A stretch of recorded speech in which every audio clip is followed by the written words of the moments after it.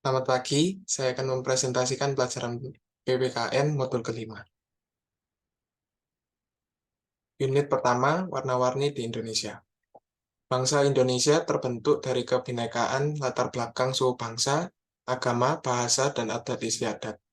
Bangsa Indonesia menempati wilayah kepulauan yang terbentang dari Sabang sampai ke Merauke, dari Kepulauan Sangihe Talaut sampai ke Pulau Rote.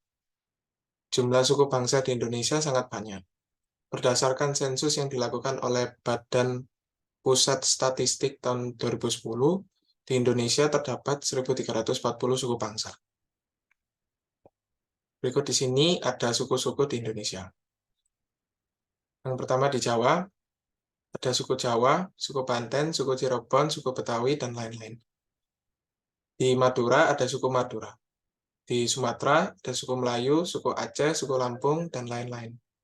Di Kalimantan ada suku Banjar, suku Kutai, suku Berau, dan lain-lain. Di Sulawesi ada suku Makassar, suku Bugis, suku Mandar, dan lain-lain. Di Kepulauan Sunda Kecil ada suku Bali, suku Sasak, suku Flores, dan lain-lain. Di Maluku ada suku Ambon, suku Nualu, suku Manusela, dan lain-lain.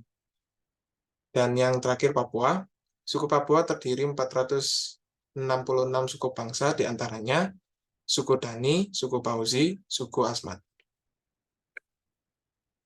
Unit kedua, pengertian integrasi nasional. Integrasi nasional adalah usaha dan proses mempersatukan perbedaan-perbedaan yang ada pada suatu negara sehingga terciptanya keserasian dan keselarasan secara nasional. Di sini ada faktor-faktor pendorong integrasi nasional Indonesia.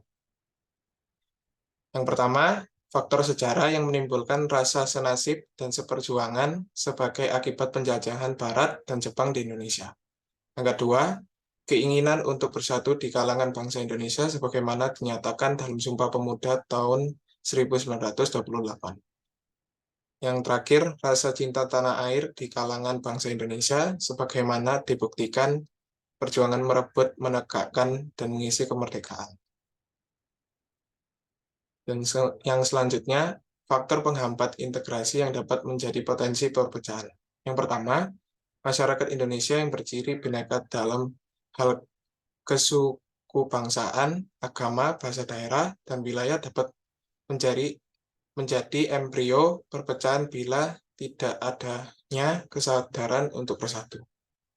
Yang kedua, masih besarnya tantangan pembangunan nasional yang masih dirasa adanya ketimpangan serta ketidakmerataan pembangunan dan hasil-hasil pembangunan yang menimbulkan berbagai rasa yang tidak puas di daerah-daerah tertentu.